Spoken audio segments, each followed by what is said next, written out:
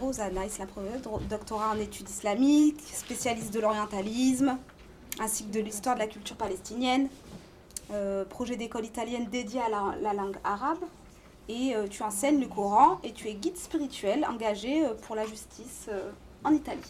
Donc on est très content de te recevoir ce soir. Voilà.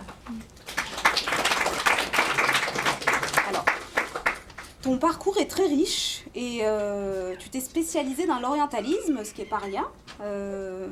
Pour quelles raisons tu as fait ça et dans ton parcours personnel, quelles étaient les motivations pour avoir choisi l'orientalisme? I understand. Okay.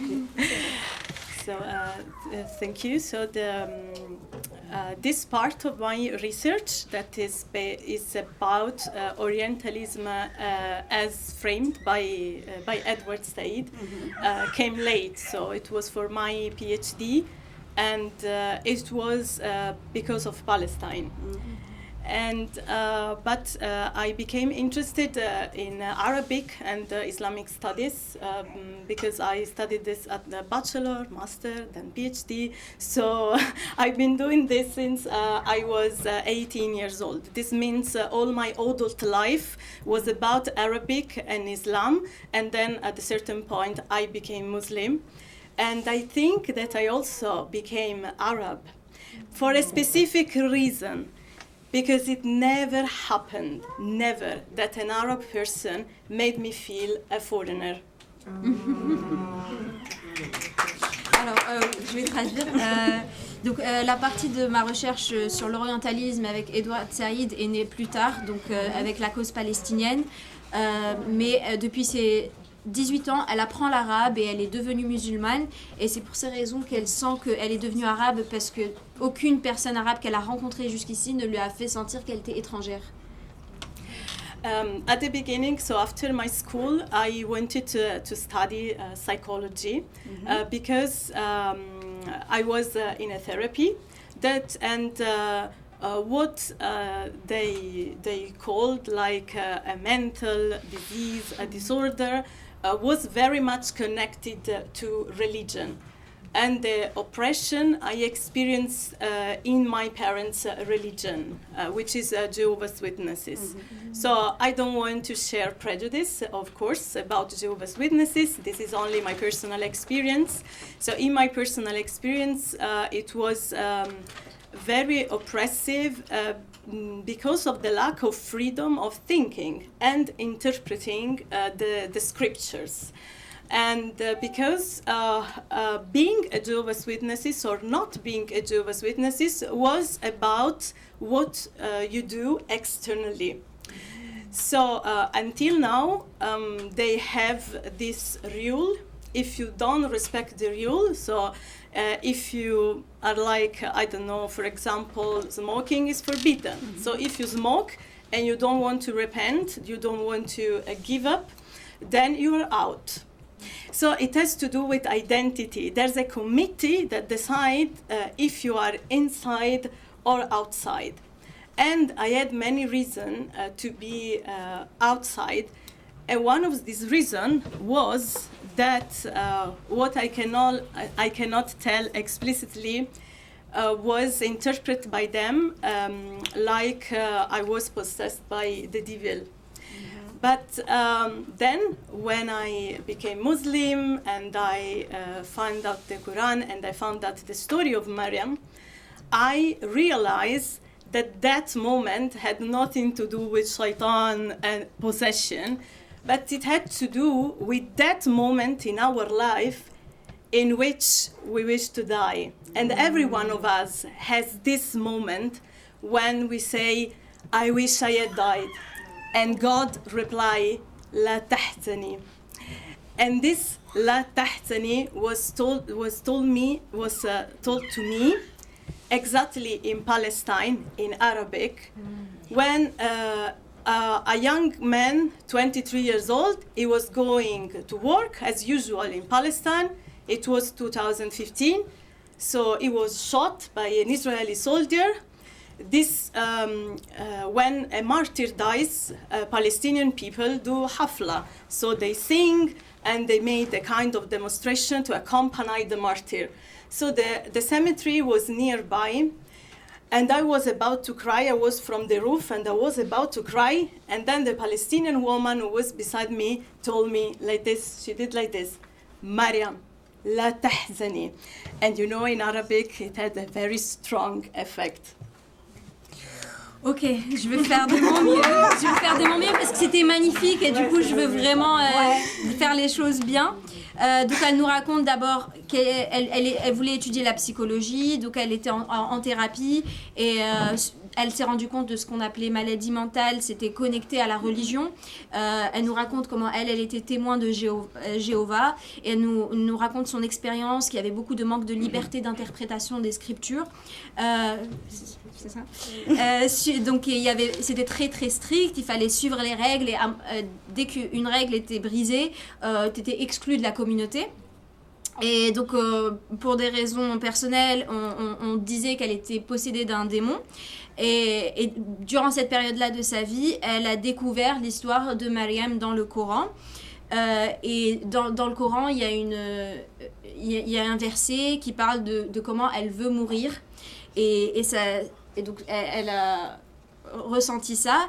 Et il y avait cette phrase que Dieu dit à Maryam dans le Coran, il lui dit « Ne sois pas triste, la tahzani ». Et c'est quelque chose qu'on lui a dit en Palestine aussi en 2015, quand ils allaient vers les funérailles d'un homme. Donc il y avait le cortège du funérail et au moment où elle allait pleurer, il y a une femme qui lui attrape le bras et lui dit « Maryam, la tahzani », ne sois pas triste. Merci pour ce partage avec nous. Merci. C'est important, ce témoignage. Alors,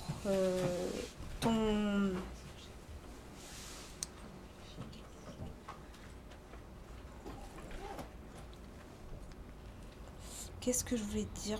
Tu m'as vraiment, c'était très fort. C'était très fort. Même moi, ça m'a perdu. Merci beaucoup. Comment ton expertise en orientalisme, en histoire des cultures palestiniennes influence ton travail actuel, notamment vis-à-vis de la transmission de la religion, dans ta manière de comprendre et d'enseigner le Coran? Est-ce qu'il y a quelque chose de décolonial? Est-ce que tu peux nous en dire plus là-dessus? Parce que je pense que tout est lié. Donc comment tu manifestes ça maintenant? Oui. Yes, I didn't reply to the question about Orientalism because before going to Palestine, I was linguistics. And I decided to deal with Arabic dialects and in general about the language because I wanted to, first of all, because I wanted to teach the language, because I love language. But the second reason was I don't want to deal with politics. I don't want to write something risky. But what happened? Yes, Palestinian dialect. I was young and naive. So sorry. So during my bachelor, my professor found out this woman called Hilma Granqvist. She was Swedish, but living in Finland. So she belonged to this Swedish minority. And she carried out a very, very long field work in Palestine before 1948, where this field of anthropology was dominated by men. And she did an ethnography about women. So she collected a lot of texts in Palestinian Arabic. So I'm talking about more than 5,000 papers that she, with the help of Palestinian actors, she wrote down. And when I read her biography, I became very interested in her work because before this discussion about Orientalists, she said, I want to let women talk and explain the reason of their tradition because I don't want to give an Eurocentric view. And for this reason and other reason, she had never had an academic career. But then I discovered that after she got finally her PhD, she began to share her knowledge. She was also a political activist in 1948. But at that time, I was afraid of dealing with this topic. I just wanted to analyze her text from a linguistic perspective. And excellent idea, brilliant, I was sent to Germany. I was sent to Germany from my supervisor in a department that is very good. I learned a lot. I really can distinguish every Arab dialect, but unfortunately, my supervisor was interested only in how people speak. So when I went to Palestine for my field work, that moment, 2015, Maryam, la tahzani, I realized that Palestinian dialect is still political. So I was brought from two Palestinian women, you know, this khalto, and say, do you think that you are like safe here? Do you think that you are dealing with no political issue? Just saying Palestine is political. So please write something about our cultural heritage and why this text, because it's female oral literature, are valuable for us now.